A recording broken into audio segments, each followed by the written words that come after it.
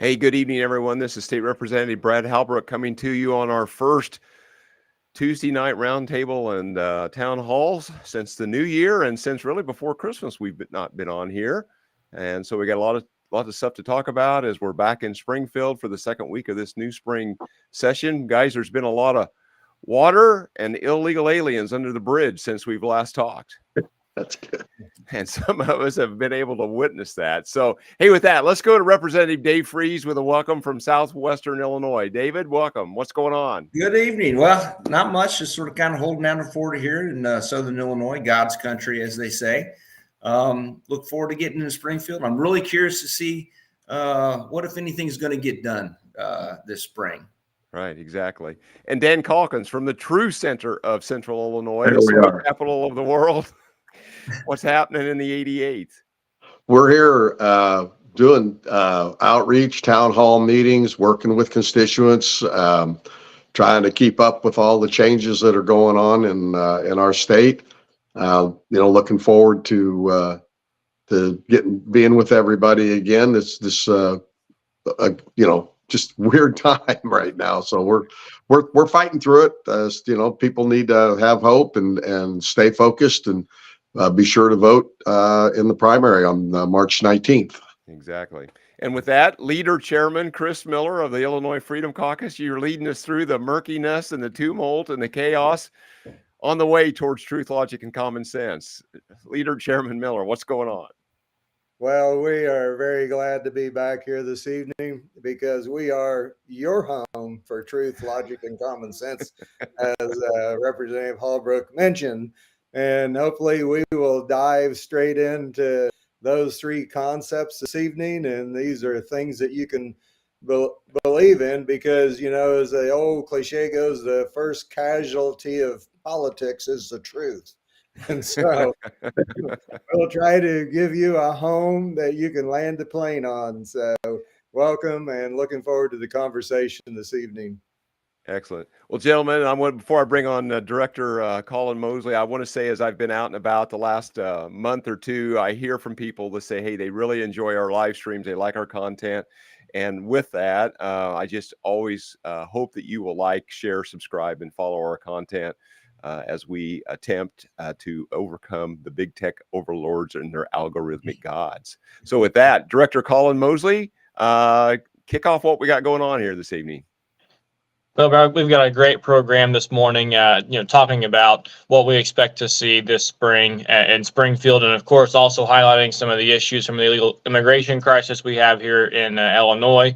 One thing's for sure, on the Democrats' long list of priorities, there's really nothing that benefits the working Illinois family, and so that's why the Freedom Caucus is here. So excited to be back in Springfield this spring and to get to work.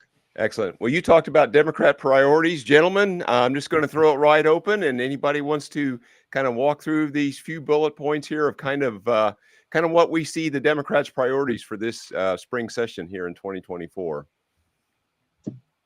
Oh, well, we've talked about this medical assisted suicide last session, and we'll see what comes up of it. I think we do the natural internment where you can bury your loved one under a tree or something. I don't know. Compost your family members. There it is. Compost your family members. I am continually amazed at some of the things that the Democrats come up with.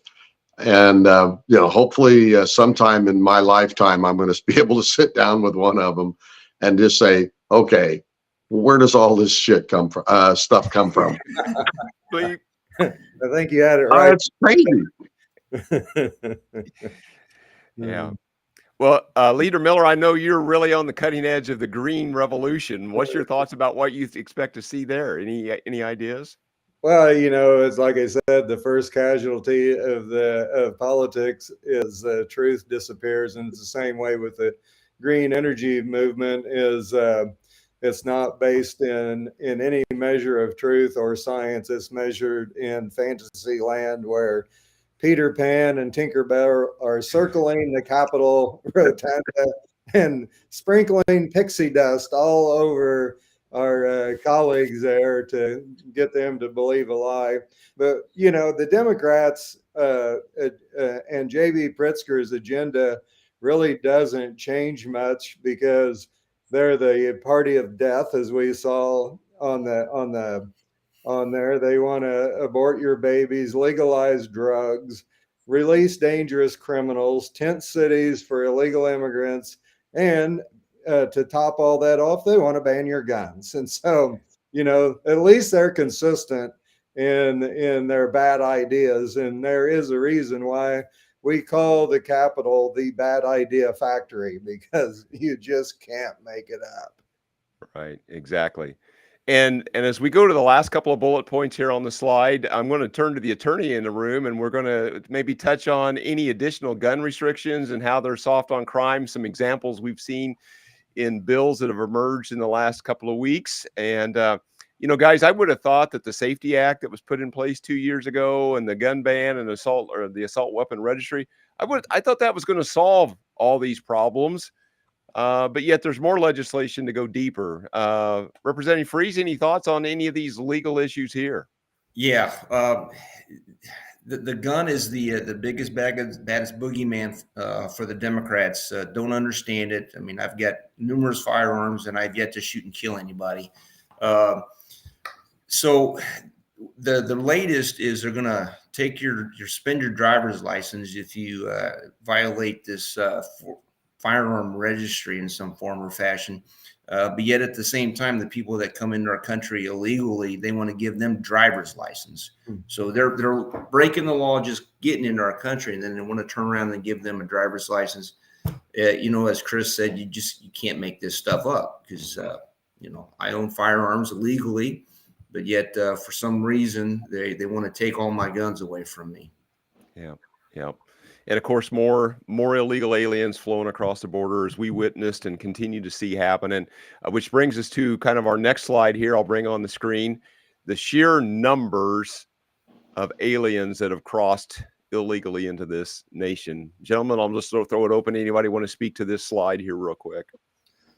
Well, one of the things that doesn't get factored into the cost of this is what it costs our local communities at the local level. If you're talking schools and hospitals, if you work in a school, you're a school teacher. This is the way Illinois builds schools. They build schools for the capacity that your students are right now. They don't build for growth. So we have millions of people coming into our country and our local communities, and our schools cannot handle this influx. We're going to have, 40, 50 kids in a school, or they're going to be, maybe school tents. Who knows what's going to happen, how they're going to handle this. And we, the taxpayers, pick up that tab. It's really unfortunate. There's stories about some kids going remote because they're turning some of these schools into shelters for these illegals. It's very, very unfortunate for our taxpayers. Right. And we saw, go ahead. I know in one of our local schools here, Mount Zion, previously their English as a second language, ESL, accounted for about, I want to say 2% or 0.2% of the student population, and they had one teacher and they were doing fine. Today, that the percentage of the students enrolled in the English as a second language is 4%. It's gone from 0.2% a couple of years ago to 4% of this small rural conservative school district just outside Decatur. And they've had to add a teacher, classrooms. The cost is, David talked about, is burdening their budget. And there's only one way to solve that, obviously, and that's to raise their property taxes. Yep. Right. Yeah. And Representative Miller, these numbers are staggering. More than 12 million illegal aliens are estimated to come into the U.S. under Biden. That's more than the individual populations of 44 states. There's only a handful of states that have more population than this. So we're seeing an invasion of an entire state under this current administration. Over 8 million that have been encountered that are here illegally. Chris, any thoughts on the amount of the numbers here, the sheer numbers? We saw 300,000, a record crossing in December, just before we got to the border this spring. What do you think? Well, I know that we took the time to go down and visit the border with the Congresswoman Mary Miller and also a state legislator from Texas. And because we wanted to see this in real time rather than depending upon the fake news to give us the information that we were wanting to know. And I know that it's, you know, the Border Patrol and all the folks down there. I mean, just last night I was watching the news and they said that made the comment, they said, we don't need any more money. We just need to have the ability to enforce the laws that are on the book. Right. I mean, the solutions to this are very simple. Close the border and build the wall. And I know that, you know, and the problem is these people have carte blanche. And I know they even, you know, we're making some tongue-in-cheek comments while some of the residents of Illinois or New York City don't take a trip down there across. And because when they get back to the city, they're going to give them a credit card. They're going to put them up in the nicest hotel and they're going to pay for everything. They thought this would be a good destination for their own local citizens to go take advantage of this nonsense that they're doing. But there's known terrorists. There's, you know, it's a fact that 70% of the people crossing are military age males. And I mean, it's just a form of insanity what we're doing to ourselves with this invasion of our country. Right, exactly. A couple of you gentlemen had talked about the schools and what's going on there. You know, we know there's over 100 nationalities that are crossing routinely, upwards of nearly 200 nationalities, all different languages. Our local schools are not, you know, if you had the room, David, you know, to put them in the schools, then we get into a situation with a language barrier. You know, the other impact that this affects everybody in our state is the amount of our tax dollars that are going to fund this operation here in the state of Illinois, all of the illegals coming in, which now is in Chicago is somewhere around 35 million just in Chicago alone. But here's a slide that talks about some of the finances. This is really a small part of the finances. And just the most recent finding. I mean, you know, this is the most recent 160 million, you know, of the 1 point whatever was, I mean, 1.234 billion that we were at just in the last 2 years on spending for illegal immigration. I mean, this is, you know, something that I think is going to be on the front burner when it's budget time here this spring. Mm-hmm. You know, we are 2 weeks away from the governor's budget address. And him and the mayor are fighting over the approach to this stuff in Chicago and around the suburbs. And, you know, I don't know that there are many more budget busters than this issue right now. Granted, you know, as we know, it never matters. The governor is going to call the budget balanced, no matter how unbalanced it is. But the proof is in the pudding. And you've got hundreds of millions of dollars in unplanned spending. I don't know where that money comes from except for straight out of our wallets. Right. Yeah, this is definitely unsustainable. I mean, there's already rumors that we're going to be at least $1 billion over budget, I think is what I've already heard. Mm-hmm. And this isn't stopping. You know, we're still paying for all of this, food, housing, everything. We're footing the bill for all of this. Right. Yeah, and Dan, regardless, I mean, we put $1.5 billion, $2 billion into healthcare and housing and all the stuff between you know, the end of the fiscal year here ends June 30th. Mm-hmm. I mean, that's just this fiscal year. This all starts all over again next year. So well, and that's just the tip of the iceberg, or I guess the biggest piece of this puzzle for the upcoming budget. We're seeing every agency asking for more money. You know, the COVID money's gone. We're out. We've allocated it, spent it, and started all the programs we could, and you know, flushed that money down the toilet in a lot of places. But you pay attention to what these other, like the Board of Education, you know, they want like $600 million more for next year. Mm-hmm. You have the employees of our universities who line people working every day to keep our schools open and running. They're coming to the table and saying that they're not being paid commensurate with other state employees, and they want their pay adjusted, another hundreds of millions of dollars. We have our counties who are now subject to the no cash bail, and we're seeing our circuit clerks are being overburdened. They And no wanna need money. more employees. Yeah, and there's no money. The state has not allocated any money to make up for that. There's another few $100 million. You go on, and you look at all of the things that are coming. DCFS, I'm sure, is going to ask for several $100 million more. You put that on top of the billion plus almost $2 billion, I think, by the time we finally figure it out. Mm-hmm. There's no way. Right. This budget is going to be brutal. Right. Yeah. And Don't forget about our ongoing pension crisis that we've got at various levels. Right. Yeah. well, yeah. What was it? 141 billion dollars, I think, was the article this past week that estimated what we're committed for and what we're short. And it's 141 plus billion, not million, billion. Right. And we've got a $50 billion budget, annual budget, and we're upside down like 3 times that amount, just in pensions. And nothing's been done to change the course there. Nothing's been done to kind of trying to rein that in and right the ship on that one. Chris, you were getting ready to say something? Well, I think that an interesting caveat to all this for people to be able to get their mind wrapped around what a crisis this is since J.B. Pritzker and his administration has come into office, because they came in the same time we did, that the budget's grown by a minimum of $15 billion since J.B. Pritzker has been there. And just from this conversation, it looks like they're going to be asking for another increase of the $15 billion. And at the same time, we bled population. We lost a congressional seat. We've lost some major industry in our state, and the hits just keep on coming. And they just have an insatiable appetite to spend more money.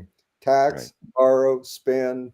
It's totally out of control. Right.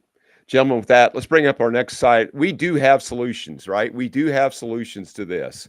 So again, I'll just throw this open. If anybody wants to take this and kind of run with some of these ideas and talk about some of the solutions that we're offering up. Well, I think the first one is just common sense. Close the border. When Trump was president, he was building a wall. We had all these wall panels out there that needed to be put up and that should have been put up under the Biden administration. My understanding, there was, I think it was 64 executive actions that Biden's taken to increase illegal immigration. Stop building a wall, sell off all these wall panels that should have been built up. It's just madness. Really is madness. Lacks common sense. Right. No, and I think part of that too, David, is the remain in Mexico. Oh, without a doubt. Yeah. I mean, we have to close the border and enforce the border, but we also have to enforce the laws that are on the books. Yeah, because Mexico's facilitating this with other human trafficking. Yeah, and the government just turning a blind eye to all this. If we had a remain in Mexico, you would not see these people coming through, just walking through Mexico. Right. Well, the cartels are the government in Mexico now. Yeah, and that's the problem. Mm-hmm. Well, in it all day, I mean, as legislators, we have to keep in mind, and it would be nice if we could just put the citizens of Illinois first. If we could put the citizens of America first, and a lot of these problems just solve themselves, because you can't look at that and actually look at what they're doing policy wise. All of it makes life worse for the everyday working men and women here in our state. It makes life more difficult. Inflation's out of control, and it would be, hopefully they will remember what it was like to have a booming economy, border security, economic opportunity, and a closed border. Hopefully people will remember those things and what that looked like as we go into this season that we're coming into right now. Right. Yeah. Unfortunately, I don't think the Democrats have the stomach to touch this, because this really seems to be a voter registration drive for them. Right. Right. Mm-hmm. Yeah. And Colin, I know that you're working on the legislative agenda. You know, I'm sure there's going to be lots of bills and lots of resolutions about auditing different programs, different agencies. What are you seeing? What are you hearing from your angle, your perspective on all that? Well, the thing is, we know in the past, when members of the Freedom Caucus have called for forensic audits of different state funds, the Auditor General has called them up and said, "This is just not possible. It would take years and millions of dollars." And you know, the response to that is, "Well, isn't that kind of the problem?" You know, the fact that the Auditor General, who is, you know, a state officer, is not even able to be tasked with auditing state dollars. That's a huge problem. And so I think that's an angle of this issue that we continue to push, because one, it shows a total breach of infrastructure in the state of Illinois. And two, it's important to know there's no accountability with this spending. We have absolutely no idea where the majority of this money is going. And it shouldn't take a team of lawyers like Mr. Freeze here to read through allocations to understand where this money is going at all. Right, exactly. Yeah, it's a sad state of affairs in the state of Illinois that we can't account for this stuff. We've been working on this for 3 months and longer, trying to get an accountability, and it's buried here, there, and yonder. And some of the responses we get is, well, just go to the comptroller site yourself and check it out. Well, that's going to be fun. Sure. Yeah. So, hey, Chairman Miller, we're going to close this out. I'm going to bring this last slide up. You're the leader of the Illinois Freedom Caucus. The State Freedom Caucus network is growing across the nation as more states are added. And guess what else is growing? The attacks from all directions. Why is it important for folks that watch us and are part of us to plug in to what we're about here, Chris?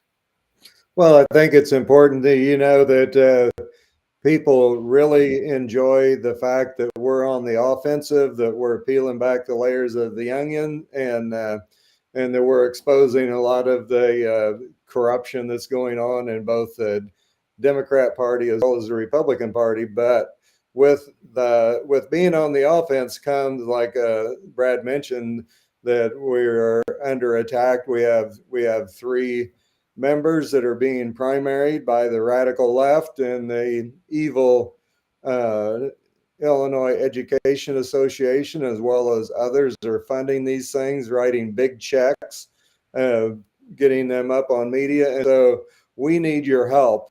And, you know, if you can find it within your heart to send any amount of money to the Illinois Freedom Caucus to help fight the fight and to keep great members in their seats, we would sincerely appreciate it. And and continue to like and share our content and spread the word. We're fighting for you. We're a voice for the voiceless. And so help us to continue on. Exactly. All right, gentlemen, any closing thoughts here as we wrap this up? Before we go, I'll just throw it up. You guys go around the table, say whatever you want in closing, and then we're going to close out and leave folks with a good evening. Well, I finally got a Women's Bill of Rights filed, trying to keep biological men out of women's spaces. It's long overdue, and would appreciate everybody's support on that. That's one of the other maddening, crazy things that we need to put a stop to. Exactly. Dan, closing thoughts. We're still focused on the Chinese Communist battery plant Goshen is trying to build in Illinois. I know the Governor Pritzker's already given them, I think, $125 million for nothing, just as they call it a closing fund. I don't know if we'll ever see that or get it back if hopefully that plant doesn't get built. You know, very proud of the work that we've done in the past year. It's you go look back at places that we've gone. If you have a gathering, you've got conservative folks getting together, we'd love to bring our message to you. We're fighting for the everyday working people in this state. I think this is it's kind of our cause, and we look forward to seeing you perhaps in your hometown soon. Exactly. Chris? Well, I think it's important that we that you stay educated and informed, especially on all of the green energy hoax that we're dealing with.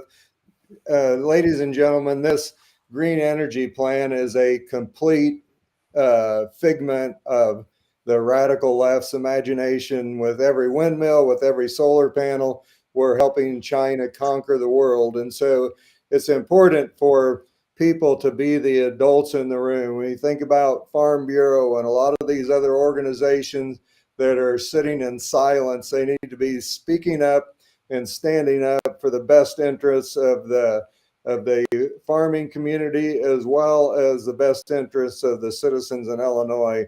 And it's never a good idea to empower your enemies to conquer you. It's absolute foolishness.